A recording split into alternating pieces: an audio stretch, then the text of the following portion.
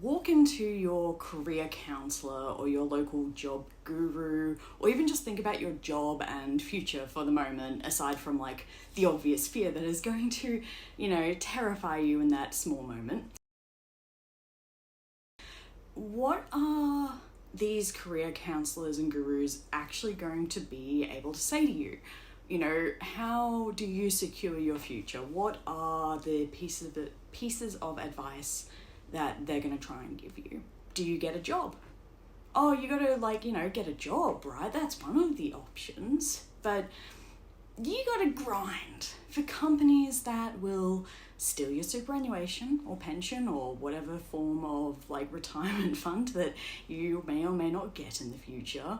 They will underpay you and they'll just throw you to the side once they're happy with just picking up someone new, because they're not really thinking about, further than the next quarter's profits. Do you want to be in healthcare? That's one of those jobs that feels a bit more secure, but let's just say you'll end up going instead through a nightmare series of training designed by a man who was more cocaine than man. Don't forget the multitudes of unpaid placement work as well that you will have to suffer at your poorest point while you're studying and having to try and maintain high grades. Maybe you want to be an educator. That's even better in a way. We always need teachers. Well, yeah, same shit, isn't it? The training is horrifically emotionally draining. You're stuck between managing the politics of what's being taught. And this isn't just isolated to the USA. Violence is on the rise in Australia as well. Anyway, all of that just sucks. So you're sitting in the career office and you're still deciding, you're like, oh my God, what do I do? What do I do? What do I do? Why don't you start a business? The careers counsellor loves hearing that. Just start your own business. Doing what? Doing what? Doesn't matter. Just start. Get an ABN, an Australian business number, which is the minimum of what you need in Australia to do a business practice, and just begin racking up those handwritten invoices. Tax and welfare implications be damned. When I went through this, I was initially doing database entry work. I had started a business because I had an actual reason to do so. It was a small market opening that still exists. That's just a little bit of foreshadowing for this. It wasn't bad money. I was able to work entirely from home. My body didn't hate me for that. And it was real work. I was performing a specific task to a specific end for a physical outcome purpose. In this case, it was ensuring maintenance systems were up to date so that machinery could run well. There was a lot of very, very, very difficult handwriting interpretation I had to suffer through with that one. Records are written by really slapdash types of people. So I ended up having a bit of dosh, a bit of cash in the bank, I wasn't as struggling as I was, working part-time jobs, dominoes, all that kind of stuff like I used to. I had been able to leave university, which was, driving me even further broke, and do something that was better and able to support myself. So I'm getting to this stage now where I'm like, oh, cool. I can start my arts career with this. While the short story is that I'm right now here in Japan on a scholarship based on my artistic merit. And the reason why so much of this feels like a dream, like it's not real, or that it shouldn't have happened this way, was because in the beginning, I was told not to do anything that essentially would have led me to this stage. I attended all sorts of incubators, round table bullshit, group discussions, and had gurus and all sorts of business people coming through, and a lot of these were publicly provided, and some people genuinely need some of these things, especially now. I will say that it's not a bad idea for the government and other private enterprises to give this information to people. But in 2015, 16, 17, it was different, hey? I was taking seminar upon seminar, like I was getting all the information I could, and honest to God, aside from the ones where essentially it taught me how to apply for grants, all of them were fucking useless to me. I was ended up told, or basically sold the idea that the grift of that kind of peak of like the 2010s, that was the only way forward. I should just dive headfirst into this. With hindsight, if I had done that fully, at best it would have wasted hundreds of my dollars, and at worst it would have literally ruined me financially and business-wise.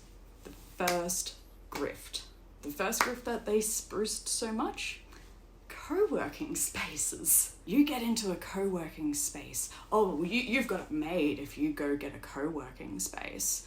You can network. You can participate. You can do all sorts of things. There's free beer. They've got pot plants, you know, very cute things, maybe like a bit of mid-century like reproduction furniture in this corner there. You know, you have to bring all your own assets to an unsecured, non-compliant lunchroom of an asshole place to sit on the ground and pay. You get to pay for that privilege. In a poorly air-conditioned, shitty-ass, like, these places were always the worst office spaces that were repurposed because they weren't making any money because they were shit. I am not kidding when I say that for a decent chunk of time in the prime of that WeWork like peak where they were destroying like corporate fucking real estate forever and for everyone, we were not given any other advice except co-work. We should participate, facilitate, get involved, and be in a co-working space. It was a panacea for all these little disjointed people, as they often like to call us. Some touted it like that MIT, I think there's like a dormitory or something. I don't know because I'm not American and I don't really know anything about American cultures.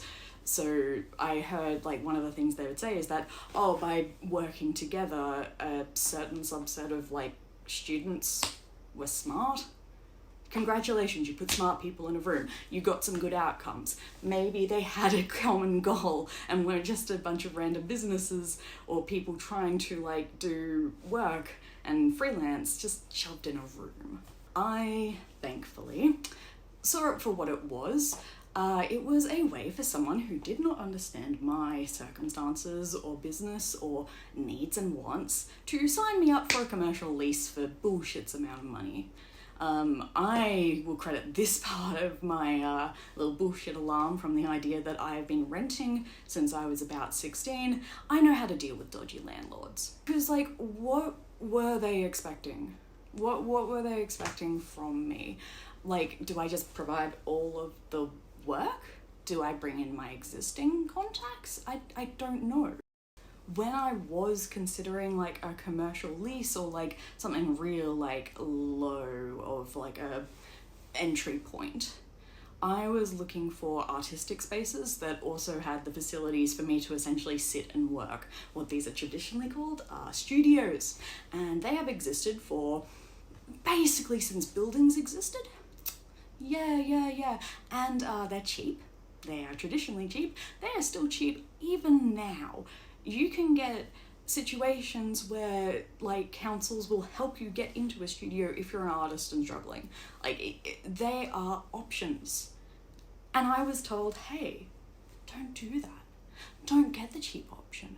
Don't diversify. Don't do something else. Make sure you go with WeWork. Make sure you go with whatever other local fucking co-working space it is. Oh, can I just do this at the library? No, you can't just go to the library and use a desk. No, you have to pay because you're paying for the network. You're paying for access. And now doesn't this sound like a little bit of a pyramid scheme that they are pushing further down the line? It's this idea of you want to be successful. You want to be successful even in this tiny little venture. Like I'm not out here planning to do fucking database entry to a corporate level. I'm doing it because it pays for the bills while I'm an artist without killing my time or body. But they have the idea. be in the space that's successful. WeWork was successful. It was a multi-billion company. It was growing at a phenomenal rate. You want to be successful? Be with these people. Attend their things. They say that it will be successful, so you should do it. This association is full of shit.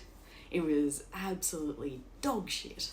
I am eternally grateful that my business was able to have two prongs where one supported the other, because it was something that I negotiated. It is something that I networked and something that I brought up by myself, which means that I didn't see the benefit of that weird forced space. I already had that even just working at home. I had no need for that.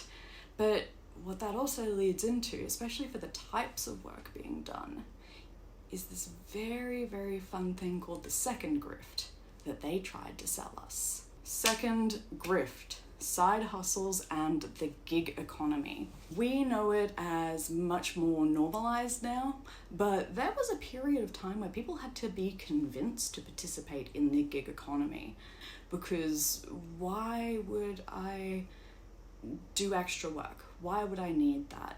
Why would I constantly need to be like, bringing on these extra things even though I'm working full time? And this was before the intense part of like the most recent recession, which is like happening once every 6 months these days, so whatever. But before that became even more normalized, we had to be convinced to participate. Now, my two main lines of work, database entry and art essentially, were being absorbed into this cacophony of shit. And when these business advisors and gurus, people employed by the councils and government, so they're not like, often they are not members of the council or whatever, they are grifters who have essentially swindled their way into getting paid to sell their grift, which like 10 out of 10, that is pretty high up on the grifting scale. They did do a good job for their own shitty outcomes. But what it meant was that essentially by association, by hiring these people, like they're not saying that the government, they are a spokesperson for the government. They are not saying that they represent their ideas or wants, needs, morals. But by hiring that person, by choosing that person to give the advice to these young people, they're kind of condoning all of it, aren't they? They were so happy about it. Just get rid of your existing job. You don't have to go to work anymore. You don't have to work a 9 to 5. Isn't that wonderful? You like working at night, don't you? Because you're a night owl, because you're a gamer. Maybe you can do little programming bits in between your games. I know that's like obviously but that's the kind of way that they would sell it to people, especially young people who maybe didn't know better. You can work all the time. You can work in your spare time. You can work on a lunch break.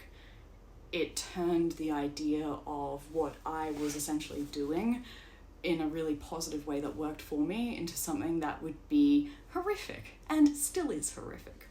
And I would say that this is the part where my wits really just came around on me. Up to this point, I was still attending all these seminars, all these business classes, all these government-sponsored or government-funded or whatever things, because I chose a path where I could have had a way more stable job. I could have, been able to make a decent income and not be as maybe unstable as I've had to be while becoming an artist. So I had to take it really seriously. I had to essentially show the world, hey, no, this is going to work. I can make this work. It's fine. Please believe me. I'm doing the right thing, because these people say that it's the right thing. Like, they're in the government. You believe the government. I believe the government. We should do the thing. And I did. And what I discovered was that it was shit. But these gurus, instead of doing what I think the government wanted them to do, which was give good advice about being sustainable and providing a good business for your community in whatever way that may be, they just told us I was essentially told that ignore the networks I'd already made, get into gig work, like, you don't have to talk to the people anymore, you don't have to discuss it, it's just grab and go, you already know what the payment will be like, you can budget easier. I'm like, that's not fucking true. I know enough about that, but that's not fucking true at all. And again, this is like 2015, 16, 17, the peak of when they were getting people into it. This was the process of normalization, and this is what we were sold. I won't just say it was me. Every young person I knew was going through the same thing. They were taking the same steps. Even people with like business plans to expand, completely fucked by these people. But yeah, it was ignore the networks you already have, stop doing the work that you are doing in order to do more work in less good circumstances and a less secure environment for less money while paying more for a co-working space. Because again, I was doing this all with only needing to pay for my residential rent. Or a library, I guess. Sometimes a cafe. I don't know, I don't really like working in cafes. Cafes are loud and annoying and I can't sit there for 14 hours. Yeah, no, fun fact, all these gig economy jobs, we all know. There's a million videos on it. We've picked it all apart. The economics of it does not work. But beyond even that, there's this idea that all these gig economy jobs were essentially meant to be a form of outsourcing. And as we know historically, if you don't outsource correctly, yeah, it's gonna turn into shit. You are gonna have shit results. But the biggest part, and the little secret that they don't like to tell you, is that a lot of these unskilled kinds of issues, unskilled jobs, everything from cashiers to administrators to whatever the fuck they want to cut, it's very, very funny to see now that they're suddenly realizing that all these jobs were basically related directly to compliance. Now, to get really fucking boring on you, compliance issues, like, it's more than just, you know, making sure that the right name is on the right check at the end of the week or month that you get paid. We're seeing like businesses lose their ISO certifications. We're seeing tax debts being brought up. We're seeing OH&S violations, all sorts of like maintenance fuck-ups. We are seeing a regression of workplaces to the point where workers are being harmed, and it can lead to worker deaths. Because compliance is one of those things where it's written in blood. It's also written often by labour unions, and gig economy ideas were there expressly to get around the idea of workers' rights, workers' bargaining power, because you split us all up again. You brought us in via WeWork, and then you told us to diversify and get out, and it was a complete nightmare to manage, both in the moment and the resulting things now. All of these compliance issues are falling to the wayside because the way that they want to have their cake and eat it means that it's all going to progressively get worse if they maintain those work practices. You know, if you hear a business complain about some shit like, oh, Fiverr didn't give me very good graphic design, or, oh, they're not listening to our business design standards, guys. Well, that's just fucking admitting that it didn't work, did it? Those gig economy workers, as hard as they're trying, often for starvation wages, often forced into this work against their will because of a really shitty economy, they're not going to provide the product that you need, and you're going to end up spending even more money trying to rectify the fuck-ups. I should note that even now, sometimes years since I have done work for people, the quality of work that they've sought out that essentially replaced me is so poor that they want me back. They are desperate for any kind of work that is competent, and some of them are smart enough to know that they will have to pay for it, but there is still an idea. It's just like, oh, please come back, please work, please do the better work for us, but we're not going to pay you any extra. And it always just tickles my fancy because there's no fucking way I'm going back to that bullshit. And after this, I'm sure, wonderfully interesting video about compliance and workers' rights and the needs of, you know, safety and security in the workplace, we come to the rub. The little bit where I talk a little bit about Gen Z and Gen Alpha, because I love my little babies. This series of things that happened very mildly discreetly, but also we can see also very explicitly, this is why you're not going to get any decent career advice. At least not from someone who tells you to just get a traditional job. You are going to be stuffed into a few little categories and hope for the best, because especially if you speak to a millennial type career advisor, we're going to be either of two things. And the first one is another grifter trying to promote and even maliciously bring you into the bullshit.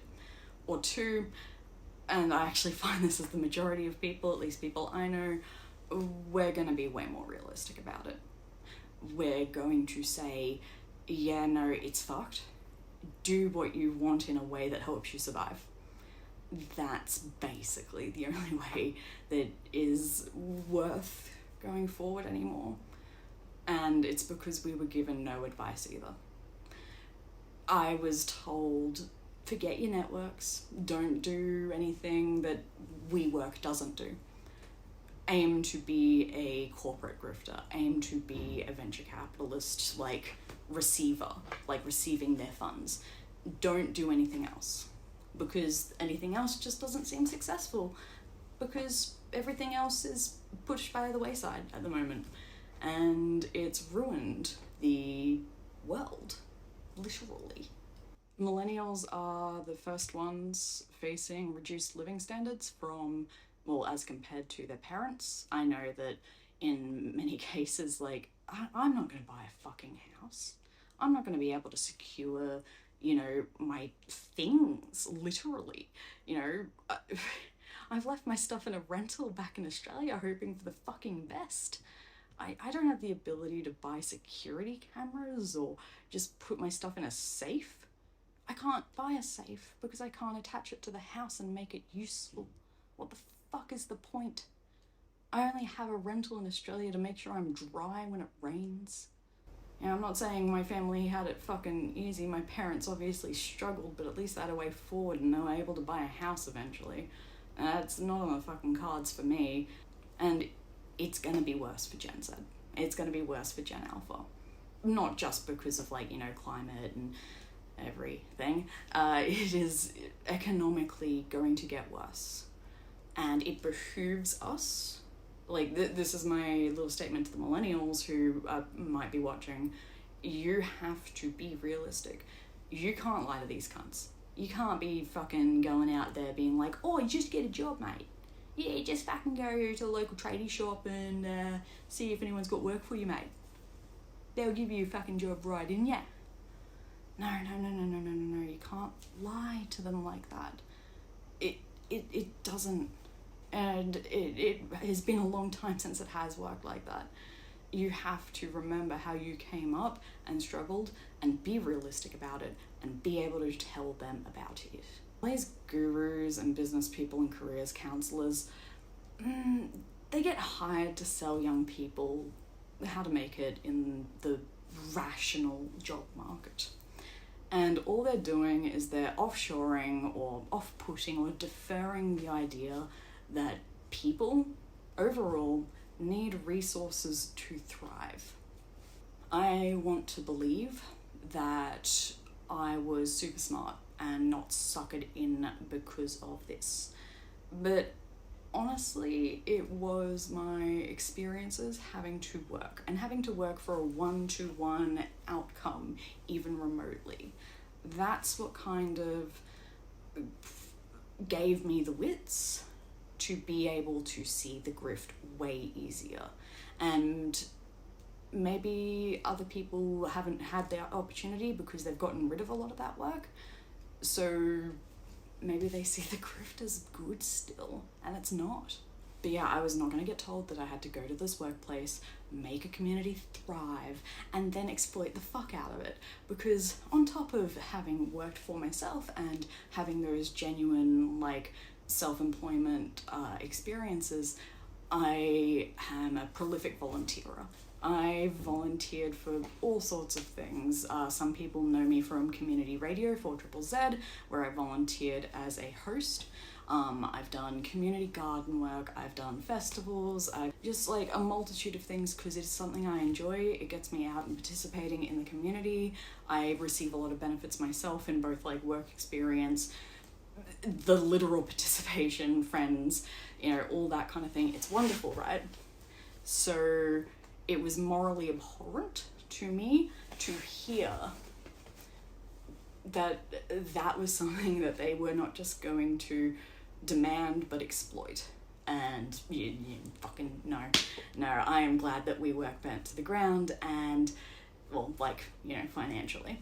I am glad that WeWork destroyed itself. I'm glad it became a self-eating snake and people did eventually see it for the grift it was, but unfortunately the residuals remain.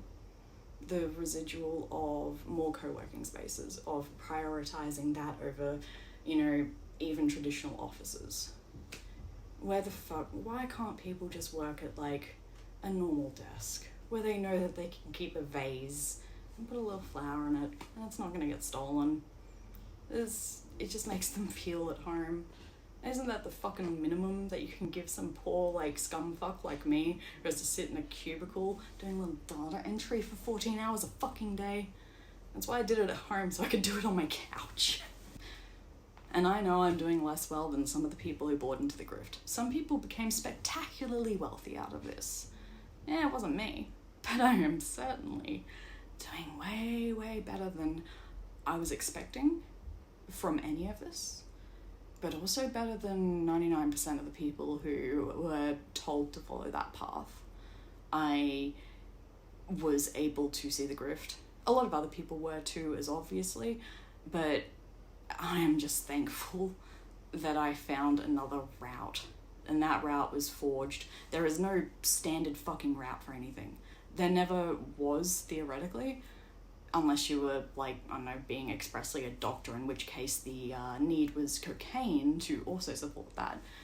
I'm happy doing this successfully, being less successful monetarily than some of the other people who bought into the grift 100%, because it wouldn't have led me to a place that I needed to be.